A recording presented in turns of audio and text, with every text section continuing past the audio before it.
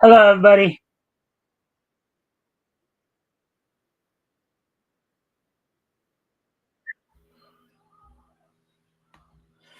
All right, welcome to the Mikestand. Today is, of course, April 2nd, 2025. So we're, of course, in the on the hump day of the first week here in April. Um, so with that, I hope everybody's having a good week thus far as we get ready, to make our way into the rest of the week here.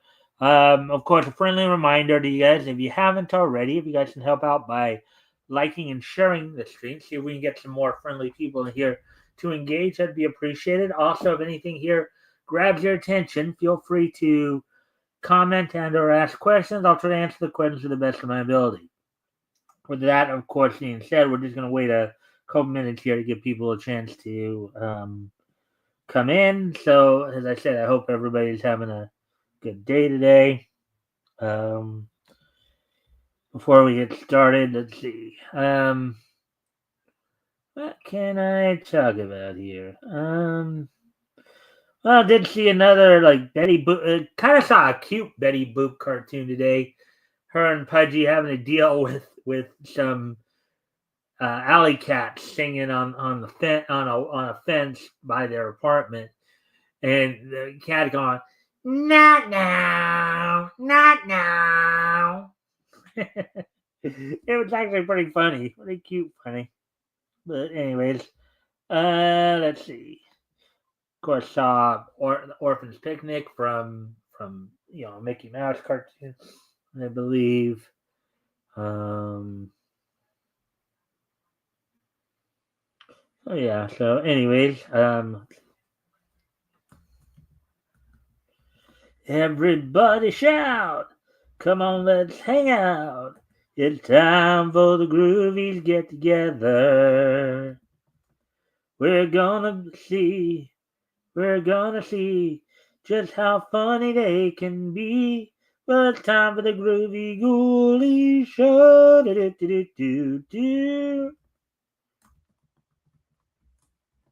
on a groovy. And you know they'll love you too. Hey, everybody shout. Come on, let's hang out. It's time for the groovies to get together. We're gonna see how funny they can be. Well, it's time for the groovy ghoulie show. Do. Well, anyways, now we're past the 3 minute mark, coming up more than 3.5 minutes. So I'll go ahead and talk about what's on tap for tonight. So tonight we actually got 5 articles. They're all pretty quick, though, pretty short. Of course, we're going to follow up with the 3 that we didn't get to last night. In regards to IDW's, what they're going to do with Valiant's Aliens universe. Look, some of the finalization of course, the sale by Warner Brothers and Coyote versus Acme to Catch Up Entertainment, as well as looking at the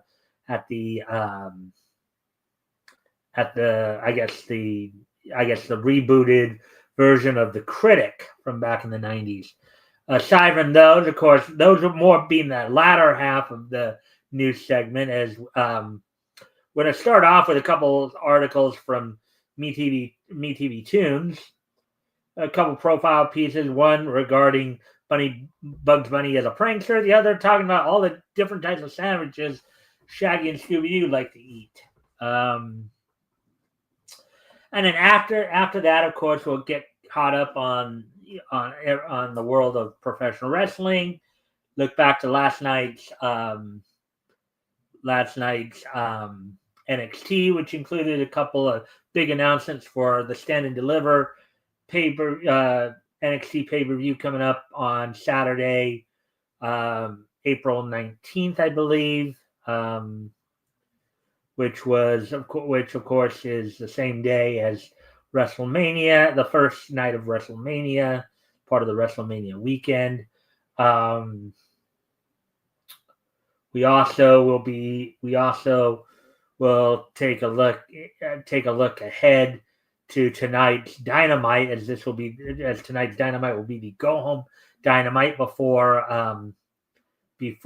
this Sunday's Dynasty, kind of getting everything, the final preparations in for this Sunday's Dynasty pay per view. And then we'll wrap things up, of course, with this day in each history. Let me just do one last quick little go around here, and then I will have, again, a friendly reminder. If you haven't already, you guys can help out by liking and sharing the stream. See if we can get some more friendly people in here to engage. That'd be appreciated. Also, if anything here grabs your attention, feel free to comment and or ask questions, and I'll try to answer the questions to the best of my ability. Let's see. I might look on to her.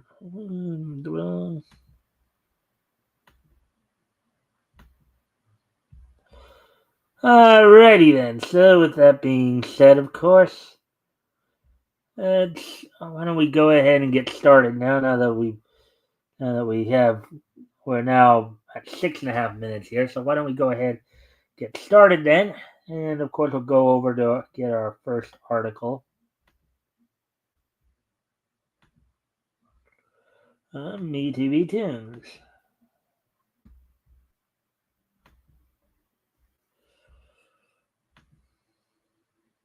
Alright, so with that, let's get going here then.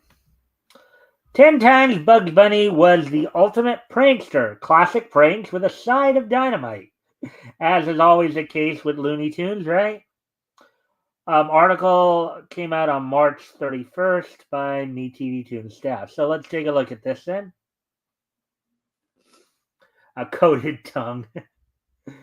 Alright, so Bugs Bunny is the master prankster of the Looney Tunes universe. Sure, Wile E. Coyote and Daffy attempt to pull off a scheme, but they never succeed. Elmer Fudd and Yosemite Sam try to prank Bugs back, but it always blows up in their faces. Quite literally, too, right? Tweety may pull a fast one on Sylvester every so often, but he's just a little bird. He can't pull off a big crazy prank.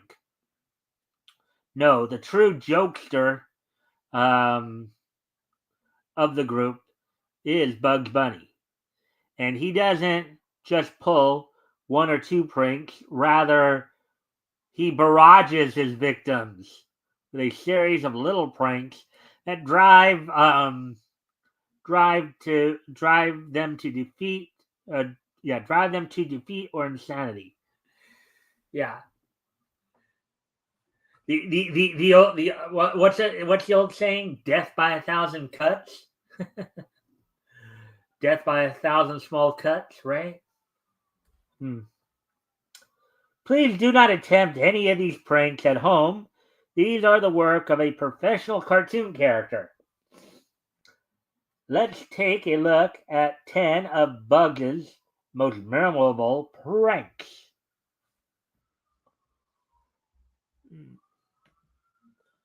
And again, a friendly reminder to you guys, if you guys can help out by liking and sharing the stream, see if we can get some more friendly people in here to engage. That'd be appreciated. Also, if anything here grabs your attention, feel free to comment and or ask questions. I'll try to answer the questions to the best of my ability. So, with that being said, let's get going here. All right, so Long-Haired Hair, 1949. These pranks were a form of revenge after opera singer Giovanni Jones destroyed Bugs' banjo, harp, and tuba. Was Bugs being obnoxious and interrupting Jones' practice? Yes, but still, Bugs said, quote, "Of course, you know this means war," unquote. Thus, a prank war was born. In the battlefield was Jones's big show at the concert hall. The pranks began with Bugs tapping and hammering the amphitheater arch, causing Jones to vibrate right off the stage and into a tuba. Yeah, and we've seen that trick pulled a few times, right? Where the idea is that sound waves will cause a person to some kind of vibrative force, like either sound waves or even an earthquake, will cause a character to sit there and start shaking, and then all of a sudden, kind of bounce, kind of shake right off a stage or a building or anything like that, right? Let's see. All right. Then Bugs poured alum into liquid out, which I guess alum might be short for aluminum, I guess. But into Jones's vocal spray and sprayed it in his mouth, causing Jones's head to shrink on stage. Oh boy, shrunken head, huh?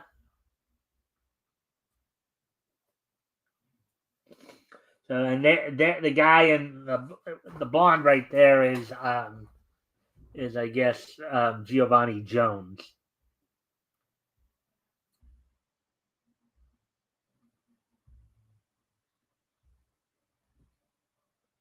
And let's not forget that a lot of these Looney Tune cartoons was basically Mel Blanc talking to himself, so something to kind of marvel at. Anyways, on to the second of Bugs' all-time 10 pranks here. Again in long-haired hair, 1949. After the first two pranks, Bugs still did not relent. He dressed up as an adoring fangirl, and this is a common practice for Bugs dressing in drag for comedic purposes, pestering Jones to sign his autograph with a stick of dynamite. After the explosion, Bugs disguised himself as the conductor and took over the concert. His ruthless conducting led Jones' voice to vibrate so much that the amphitheater collapsed. Wow. Wow. Talk about a powerful voice there. Number 3, Bowery Bugs, 1949. Bowery Bugs, 1949. When Steve Brody tries to cut off Bugs' rabbit foot to keep as a good luck charm, Bugs makes it his mission to drive this man crazy. Bugs wears a series of disguises: a lady, a policeman, a baker, and the great Swami Rabbitina. Ema, quote unquote. Brody starts saying, quote, everybody's a rabbit, and quote unquote, what's up, doc? Before jumping into the river. Yeah, I remember this one. I think there was even a building. I think at the start of the episode, it was like there's a building with an inscription on it. Here once stood Steve Brody or something like that. So, anyways, Hair Tonic, 1945. Number 4 here. This cartoon contains many of Bugs' survival pranks. Elmer Fudd brings Bugs home from the butcher shop to cook into rabbit stew. While Elmer isn't looking, Bugs jumps behind the radio and makes a fake broadcast saying every rabbit sold in the last few days is tainted with a disease, rabbititis. Elmer falls for this and tells Bugs he can leave. But there's a sign on the door that says, quote, quarantine for rabbititis. Oh boy. Funny. Number 5, hair tonic. So here's another one that from that same cartoon. Bugs pulls lots of little pranks on Elmer during this cartoon, like making him climb into a basket, pretending to be Elmer's shower, and pretending to be Elmer's reflection in the mirror. But the biggest prank of this cartoon is Bugs disguising himself as a doctor who, upon examining Elmer, confirms that Elmer has the worst case of rabbititis and is now turning into a rabbit. Bugs even breaks the fourth wall with Elmer and points at the audience, who are all rapidly turning into rabbits, too.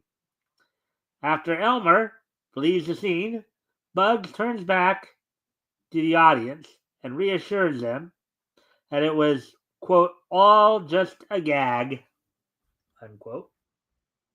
Halfway through this,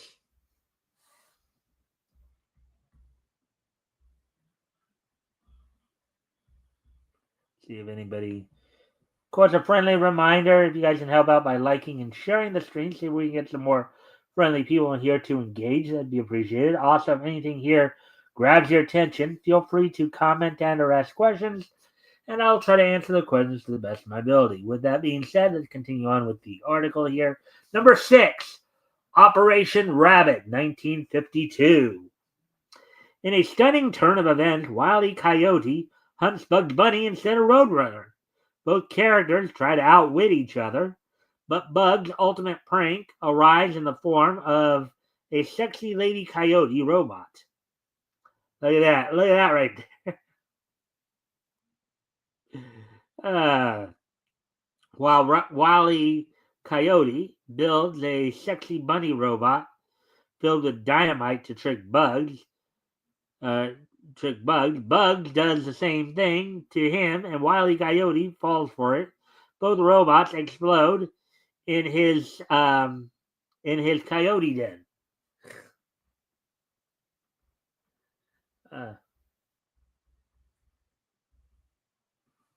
Rabbitkin, 1952. Hey, Natsumi. Let's see. Hello, Mike. Good news. I passed all my exams. Cool. Good work. Number 7, Rabbitkin, 1952. A bunny named Shorty is on the run from Pete Puma. Oh yeah, I remember this one. Shorty's kind of a little motor mouth too in this cartoon, as I recall.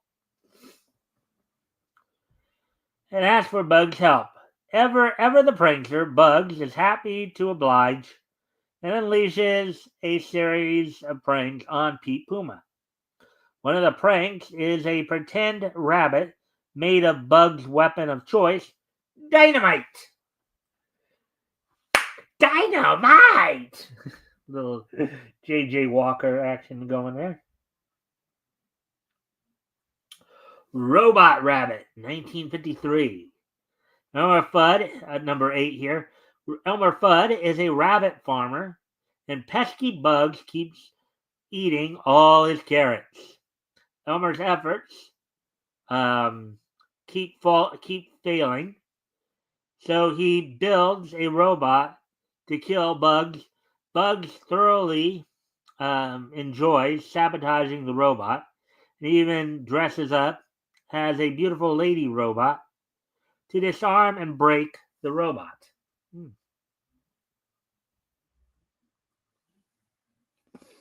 Oh yeah, this is probably one of the first times, but I didn't remember this.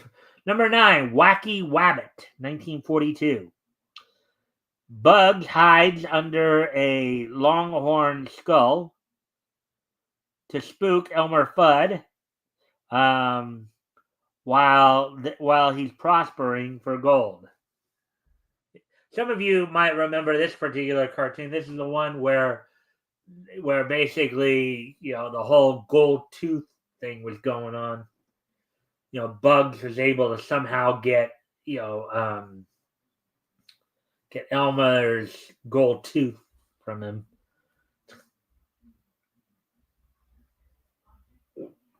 Rabbit Trouble,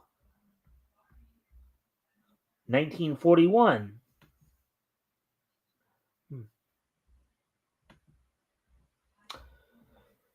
Elmer Fudd sets up camp over Bugs' rabbit hole, and that's enough of a reason for Bugs to prank him until he packs up and goes home.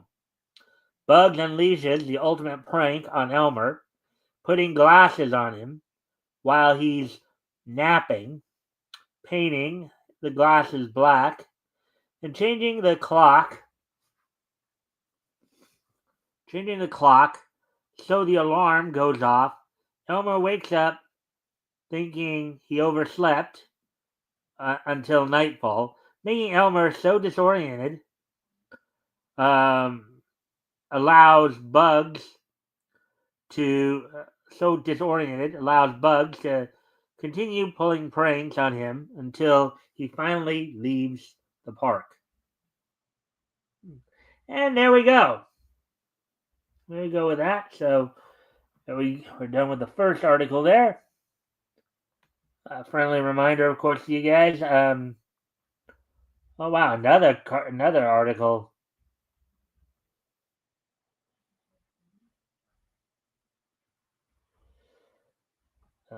We'll probably hit that one up too, just so we can.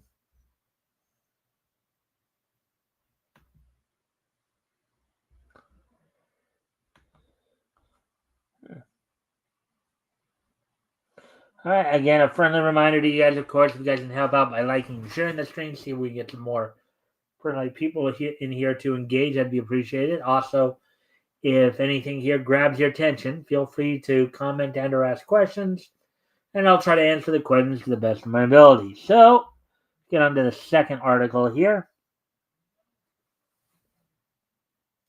15 crazy sandwiches from Scooby-Doo. Everybody's so creative. Article came out yesterday by MeTV2 and staff. But look at that. Shaggy eating some of those high-stacked sandwiches, right? All right, so let's get into this. Scooby-Doo, as a fictional universe, has lots of fun tropes. Velma losing her glasses, Scrappy being forced into cutesy little costumes, Fred making the gang split up and look for clues. One of the most delicious Scooby-Doo recurring gags is huge, gigantic sandwiches. Often created by Shaggy, these sandwiches at minimum, use an entire loaf of bread, tons of meat and cheeses, and an olive on top, always.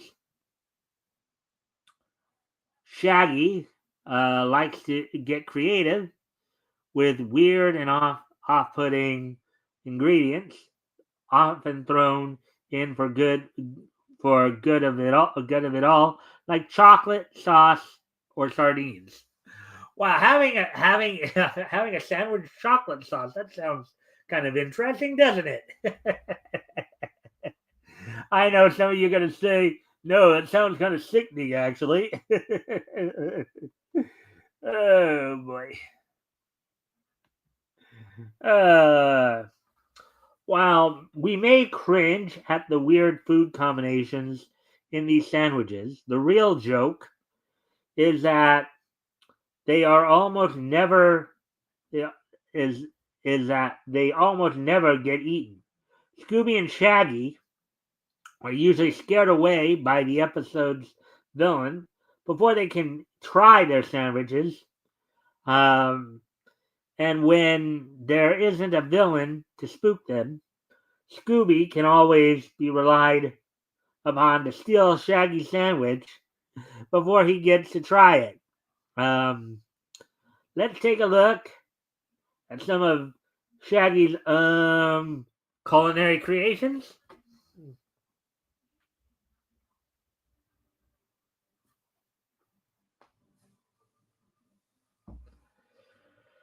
The Super Shaggy Sandwich, Hassle in the Castle. from, I guess, Hassel and Castle is, I guess, the name of the episode.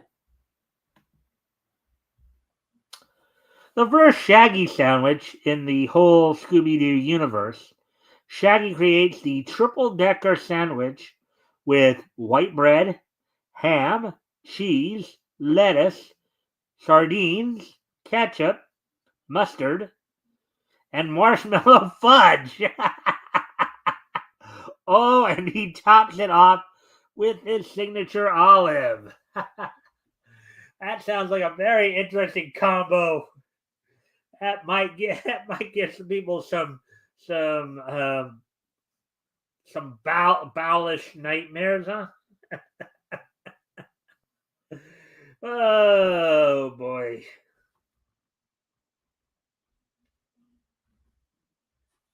Quote, a gaggle of galloping ghosts, unquote. Shaggy made his unnamed sandwich at the end of, quote, a gaggle of galloping ghosts, unquote. And before Shaggy can tell anyone what it's made of, Scooby swoops in on top of a prosthetic bat and eats Shaggy's sandwich. Wow, look at that. The fact that he's like got it stacked from the ground there and it's coming up to like the wheel well of the mystery machine. That's got to be some big sandwich right there when you look at it, right? How anybody is capable of eating something like that is kind of remarkable. Huh.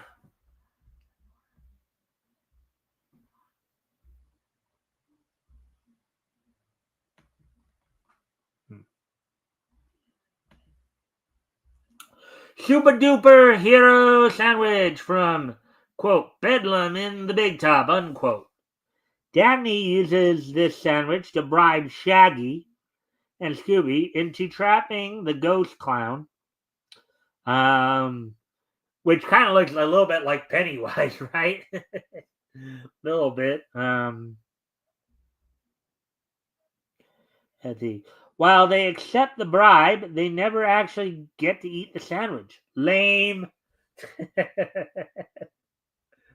uh, quote, decoy for a dog napper, unquote. While searching for a dog napper, Shaggy and Scooby found a secret kitchen with an important clue: dog food. But they need a groovy little snack first, so Shaggy made a huge sandwich. According to Shaggy, this super sandwich is made of rye bread, salami, um, deviled ham, boiled eggs, mustard, sardines, and Swiss cheese. Shaggy sure loves those sardines, doesn't he?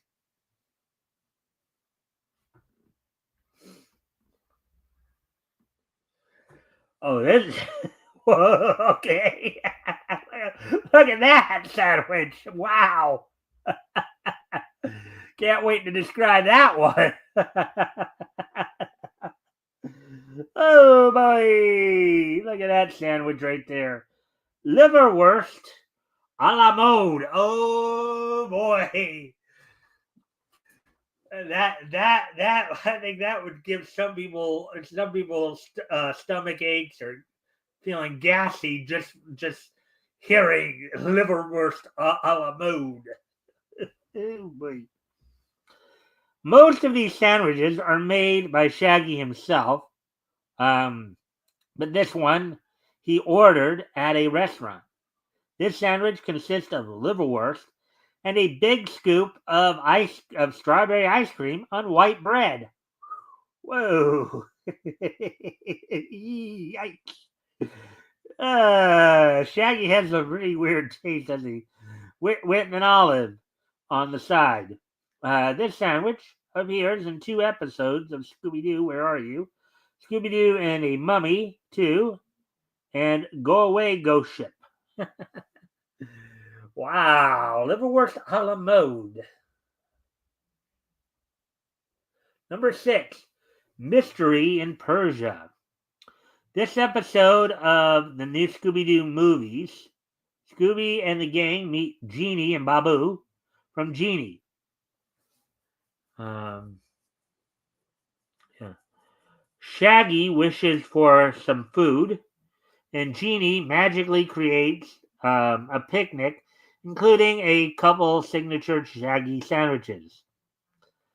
But as Scooby and Shaggy bite into them, they disappear, and Babu suspiciously appears, saying, quote, "I'm sorry, Genie, I was so hungry," unquote. Uh, wow.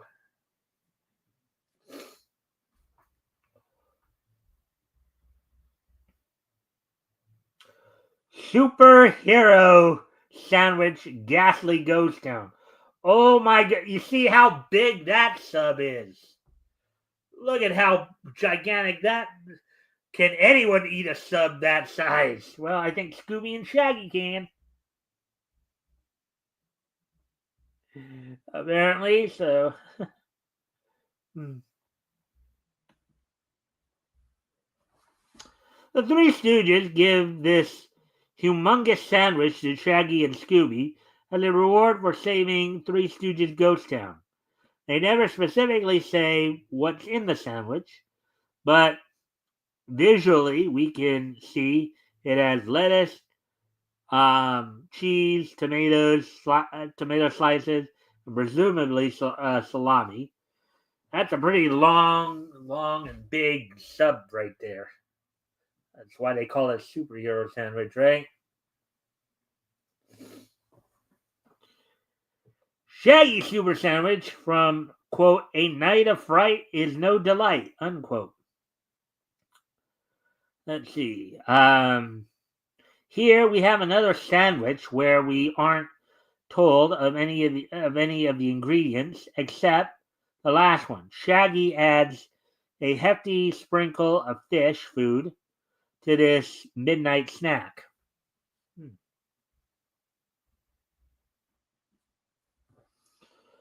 Let's see. Jaw stretcher special spooky space kook, quote unquote.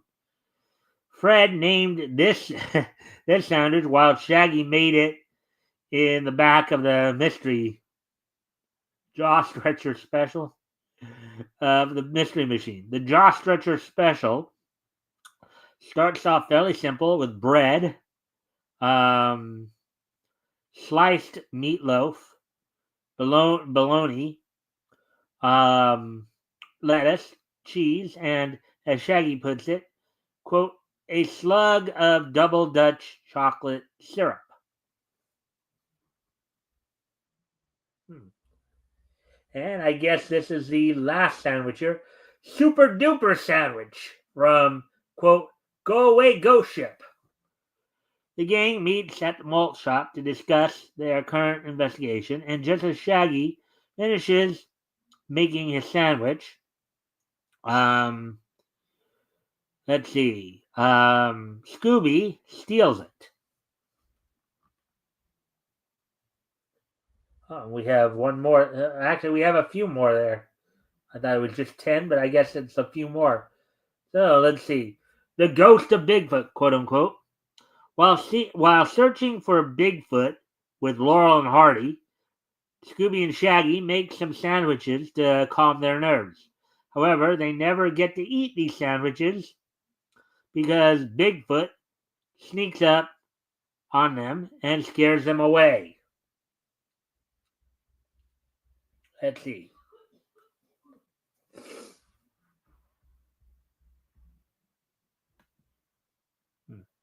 And again, a friendly reminder, if you guys can help out by liking and sharing the stream, see if we can get some more friendly people in here to engage. That'd be appreciated. Also, if anything here grabs your attention, feel free to comment and or ask questions. I'll try to answer the questions to the best of my ability. Well, anyways, a creepy tangle in the Bermuda Triangle.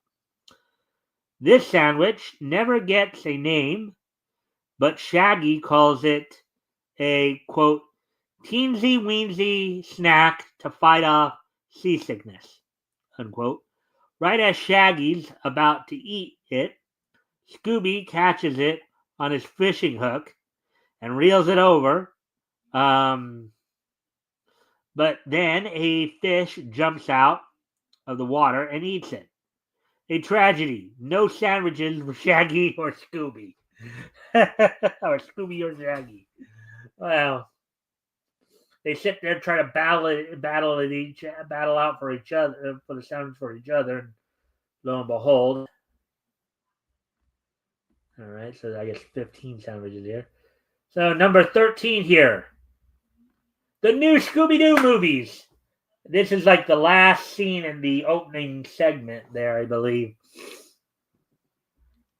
How could we forget the whole picnic basket between bread sandwich from the theme song of the new Scooby Doo movie? Yeah. Hey, Scooby, where are you? Over here.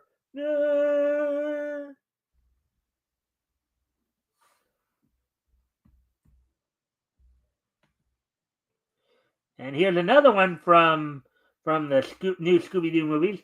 Quote, guess who's not coming to dinner? Spelled K-N-O-T-T. You guys can probably figure out who's the special guest in that particular episode. Captain Moody is missing, and Mystery Inc. has been tasked with finding him. Don Knotts disguises himself as Captain Moody's ghost and scares the gang, while Shaggy makes sandwiches for everyone. This leads to Fred wondering about aloud if the sandwiches are poisoned.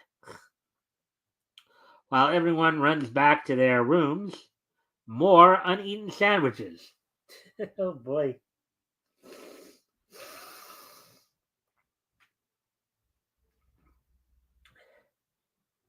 Peanut butter and jelly tree. Peanut butter and jelly tree. Oh boy. Not a crazy sandwich, but a crazy sandwich tree. In the new Scooby-Doo Mysteries episode E-I-E-I-O, Daphne, Shaggy, Scooby, and Scrappy visit a farm that has a genetically modified tree that grows ready to eat peanut butter and jelly sandwiches. Scooby pulls down a branch to eat a sandwich and accidentally flings all of the sandwiches off the tree. Wow. Scooby Dooby Doo, looking for you. Scooby Dooby Doo, where are you? Yeah, the Mel Blanc story I might push back to tomorrow. Just let me see. Let me look again at the time here. 38.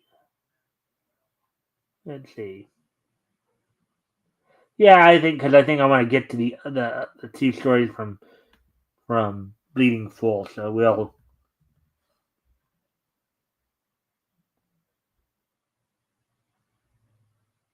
Actually, there were three from Bleeding Full that were actually pretty short, quick. So, anyways, do this one first.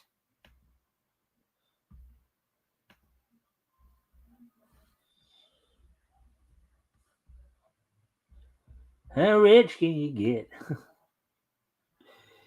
Anyways, here we go. Let's see though.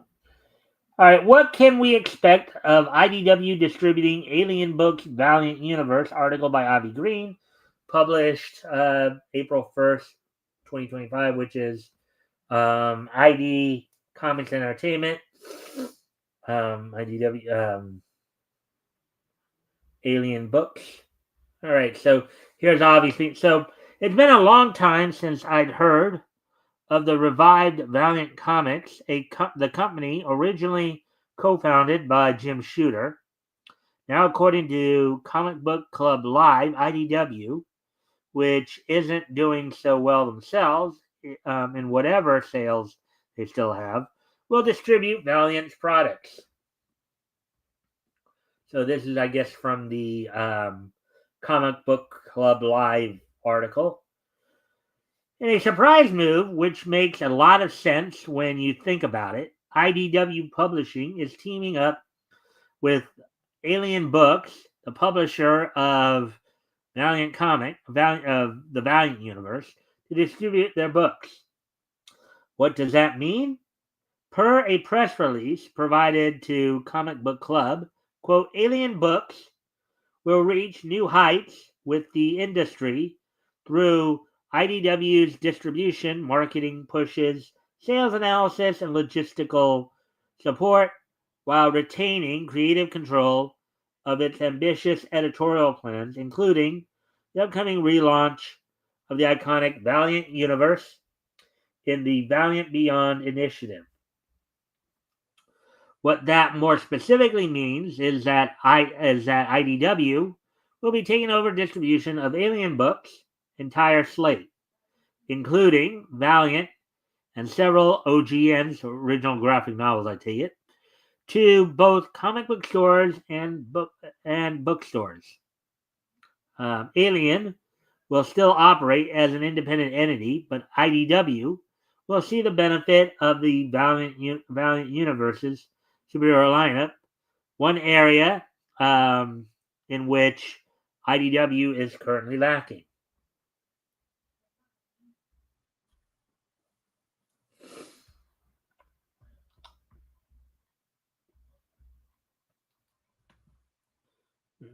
Friendly reminder, of course, if you guys can help out by liking and sharing the stream, see if we can get some more friendly people in here to engage. That'd be appreciated. Also, if anything here grabs your attention, feel free to comment and or ask questions, and I'll try to answer the questions to the best of my ability. So it almost sounds like they're merging, but what's the use at this point? They're both old news from long ago, and a number of years ago, Valiant hired the woke editor Heather Antos as an employee for all the good it did them in the long run. So both companies may have a woke problem, and this joint venture isn't going to help them much at all if they don't produce anything of merit at this point. And let's recall, IDW lost the license for G.I. Joe. I hope any and all independent creators who may have once worked for IDW have withdrawn from working with them now. As Avi talking, of course. And then there's no use in getting one's creator-owned products published with IDW, nor with Valiant, if nothing's changed. All right, so anyways, now moving on to the other two articles here. Please, as soon as I can.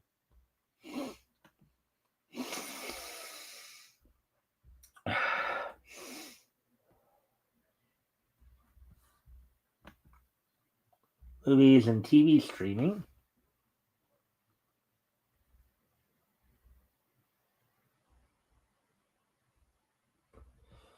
All right, so let me.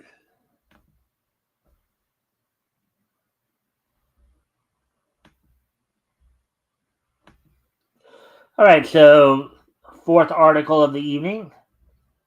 Warner Brothers complete sale of Coyote vs. Acme to Catch Up Entertainment. Article by John Pallister published yesterday. Warner Brothers has completed the sale for its previously shelved Coyote vs. Acme movie, Deadline reports. Catch Up Entertainment today confirmed its completed deal for worldwide rights to the live-action animated hybrid film that brings Looney Tunes character Wile E. Coyote to the big screen. Deadline had the deal pegged in the $50 million range, and the film is expected to get a theatrical release in 2026. Directed by David Green and written by May-December scribe Sammy Birch, the film is produced by Chris DeFaria and DC Studios co-boss James Gunn. The film is based on Looney Tunes character created by legendary animation director Chuck Jones and writer Michael Maltese, and the New Yorker humor article Coyote versus Acme by Ian Fraser.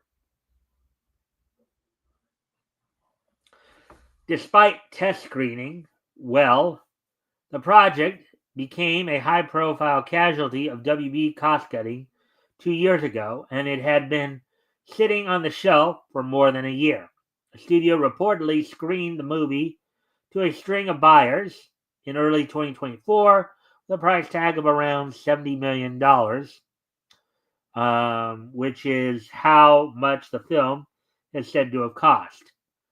Studio sources claim that they didn't get any offers at the time. So they initially were shopping it out for $70 million, but ended up, let's see, how much was it they said they got it for? I thought they said $50 million. So they ended up selling it for 50. So let's see. So basically 20 million less than they got it for 20 million less than they were asking for. So that can't be good.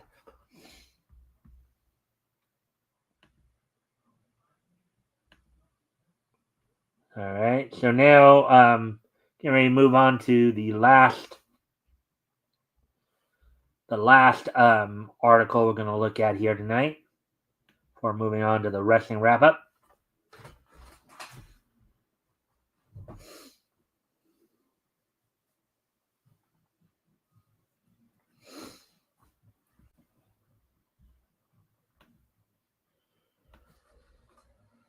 All right, so here we go. So, iconic 90s animated series, The Critic, being eyed for a revival. Article by Mandy Parker, published April 1st, 2025, or yesterday.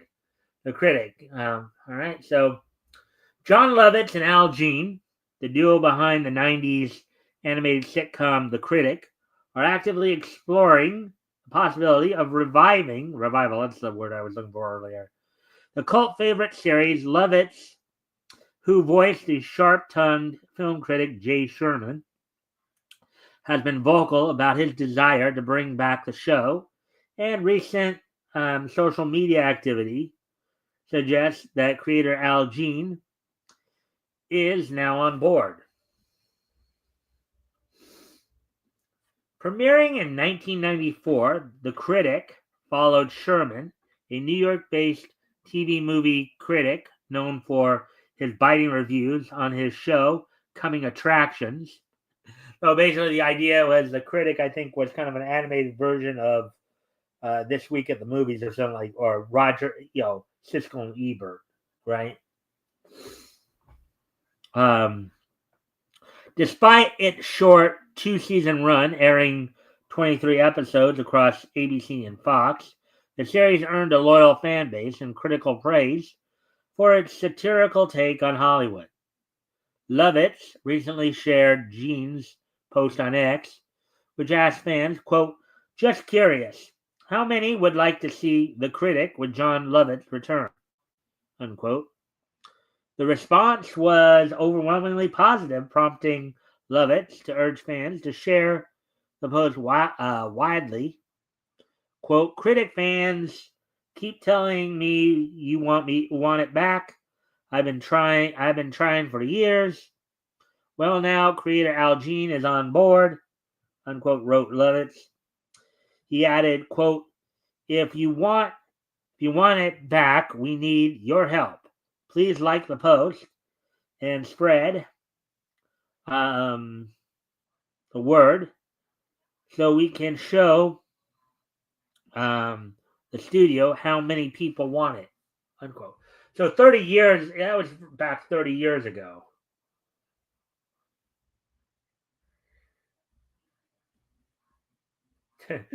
Saying his own show stinks. Talk about satirical comedy, huh? Hmm. The campaign appears to be gaining traction.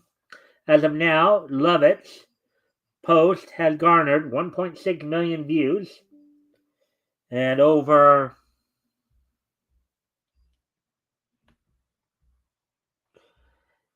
let's see, and over 11,000 shares, signaling strong interest among fans eager for a reboot.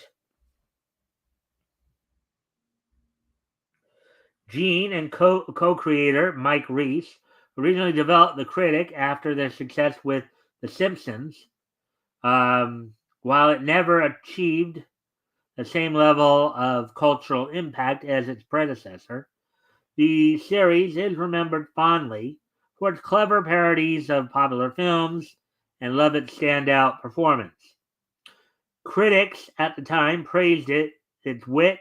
People magazine called it, quote, slyly amusing, unquote, for its Hollywood satire, while Roger Ebert famously reviewed it as, quote, smart, unquote, and relatable due to Sherman's ordinary appearance and intellect. If revived, The Critic would likely need updates to reflect today's media landscape. Sherman's well, as long, of course, as they don't decide to throw in woke stuff into it, unless they're gonna lampoon, the wokeism of Hollywood. That's the only way I see. Hopefully they don't like sit there and try to push woke ideologies, or if they do put woke in there, it's more to lampoon it. I'm sure that's what most people would really see. Sherman's TV review show format could be reimagined to incorporate modern platforms like YouTube or TikTok, allowing him to critique viral trends alongside blockbuster movies. While no official deal has been announced, Lovett's and Gene's efforts may yet convince Fox or another studio to greenlight new episodes. For those interested in revisiting the original series, The Critic is currently available to stream for free on Tubi. Fans can only hope that this renewed enthusiasm will lead to Sherman's return to lampooning Hollywood once again. Alrighty then, so there we go. That's all. I was thinking about doing another article, but I figured because we're already at the 53-minute which is not what I was expecting it to originally take. So, and I was trying to get it just past the hour mark today, since we came up a little short of an hour last night. So, trying to balance that, keep everything as balanced as possible. So, with that being said, of course, let's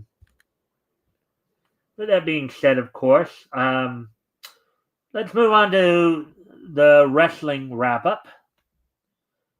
First off, go back to last night's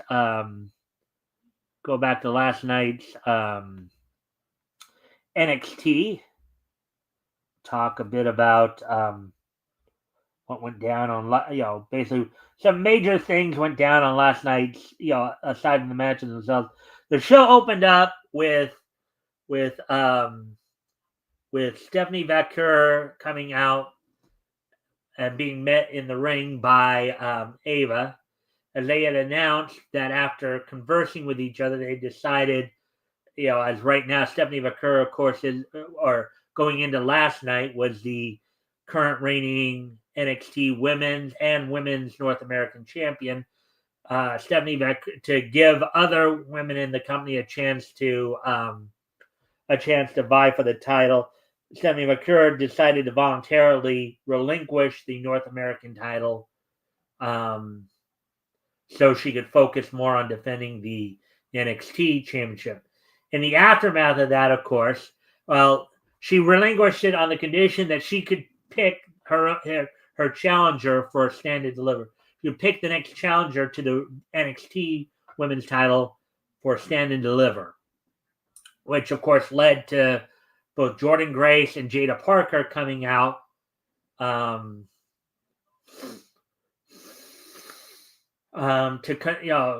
to confront her and confront each other, ending up in a physical confrontation between Grace and Jada Parker after Stephanie just basically said, so you look like you two have some issues to work out. So of course, and that did, of course, lead into the. It was also announced that the NXT Women's North American title would be a new NXT North American Women's title would be crowned at Stand and Deliver on WrestleMania weekend. I believe that's the 19th. In a ladder match. The first two qualifying matches for that ladder match took place on last night's NXT, with Zarya defeating Metaphor's Lash Legend in one match, and Kalani Jordan defeating former NXT Women's Champion Roxanne Perez in the other qualifying match, advancing to that ladder match. The night also saw No Quarter Catch Crew's Miles Bourne and Tavian Heights defeating Hank and Tank in a tag team match. The main event saw Ricky Saints defeat Shawn Spears to become the new NXT North American champion. So already a month into his, not even a month into his NXT career, and Ricky Saints is now a champion. Other news from the night, of course, also saw Ava make the first match make the second match after the ladder match we talked about earlier for the NXT Women's North American title, as signing as Ober Fleming will be defending the NXT title against both Trick Williams and Javon Evans in a triple threat match at Stand and Deliver. So that's all that went down on last night's NXT. As we now move ahead to look forward to tonight's. We look forward to tonight's Dynamite. As tonight's Dynamite will, of course, is the go-home Dynamite before, coming from the Peoria Center in Peoria, Illinois. Tonight's Dynamite will see in a mixed tornado tag match, Swerve Strickland and Willow Nightingale team up to take on the Death Riders, Jon Moxley and Marina Shafir, heading, of course, into this Sunday's Dynasty, in which Moxley will be defending the AEW World Heavyweight Champion against Swerve Strickland, who earned the shot by defeating Ricochet at last month's Revolution. In a non-title match, AEW Women's World Champion Toni Storm takes on Penelope Ford as she continues to prepare for her upcoming title defense at Dynasty this Sunday against Megan Bayne. Blake Christian and Lee Johnson team up to take on Kevin Knight and Will Ospreay in a tag team match. In a battle of the big men, the Don Callis family's the Murder Machine, the Murder Hawk monster Lance Archer takes on the Hounds of Hell Brody King in a one-on-one match, in what should prove to be a very brutal match. And the main event will see two in preparation for their upcoming match as part of the AEW Trios World Title defense. Claudio Castagnoli of the Death Riders will be taking on Cope of Rated FTR. So that's what's to look forward to on tonight's AEW Dynamite. We'll, of course, go over the results tomorrow when we come back. So now, with that being said, today is Wednesday. April 2nd, 2025. So let's take a look back at this date in Nietzsche history. History! So 2014, 1995. Let's see, 1945 and 1985. All right, so the first thing I would like to do, of course, is I'd like to wish a happy 80th birthday. Happy 80th birthday to American actress Linda Hunt. Linda Hunt, for animation credits, provided the voice of Grandmother Willow in the Pocahontas movies, Pocahontas and Pocahontas 2, Journey to a New World. So on this date, or happy 80th birthday to Linda Hunt, the American actress Linda Hunt, who provided the voice of Grandmother Willow in Pocahontas and Pocahontas 2, Journey to a New World. So, with that, we will, of course, now move on to the next piece in each history. Moving ahead to 1985. On this date in 1985, premiering, of course, on NHK's Telecom Animation Films, Onagai Samiyadon, translated as Please Samine Don, a fantasy anime. Apparently, the anime is based on the 1902 novel Five Children and It by English author Edith Nesbit. Premiered on NHK on this date back in 40 years ago today. Onagai Samiyas Dawn premiered on NHK on this date back in 1985, 40 years ago today.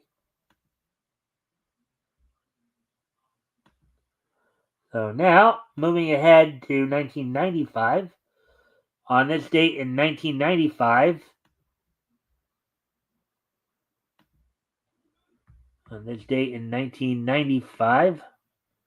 WrestleMania 11, WWF at the time held WrestleMania 11 from the Hartford Civic Center in Hartford,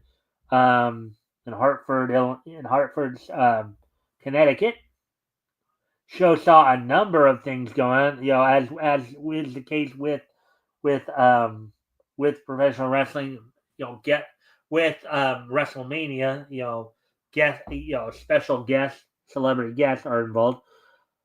Lawrence Taylor, in his lone professional wrestling bout, defeated Bam Bam Bigelow, who had, of course, Ted DiBiase in the main event of the evening. Diesel retained the WWF championship over Shawn Michaels. Bret Hart defeated Bob Backlund in an I Quit match with special guest referee Roddy Piper.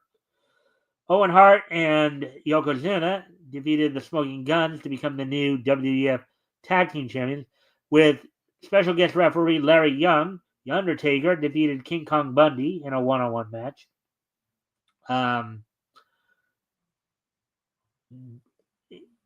The WWE Intercontinental Championship was defended as Jeff Jarrett retained by a disqualification loss over Razor Ramon, and the show opened up with the allied powers of Lex Luger and Davey Boy Smith, the British Bulldog, defeating the Blue Brothers, Jacob and Eli Blue. Oh, there we go with that. And then finally, so I find the cursor, of course. I can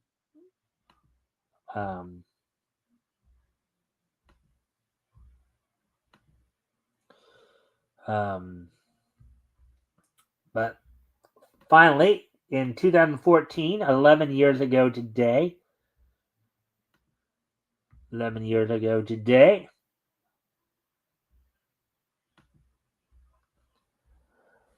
The first issue of Angel and Faith Season 10 from Dark Horse Comics went on sale on this date back in 2014.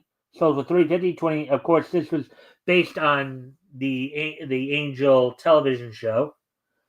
Part 1 of the Where the River Meets the Sea storyline, written by Victor Gichler, Will Conrad doing the art, Richard Starkings doing Richard Starkings and Jimmy Betancourt doing lettering, and then colored by Michelle Madsen. So, with that being said, I hope everybody enjoyed the show tonight. We'll be back here with more Neat News tomorrow. Of course, we'll be back here on Sunday with as Rick Piper will be my co-host for that evening. Be continuing our look through comics that went on sale in May of 1940. We'll be looking at Centaur. So with that, I thank everybody for being here, and I hope to see everybody back here on or tomorrow. Bye.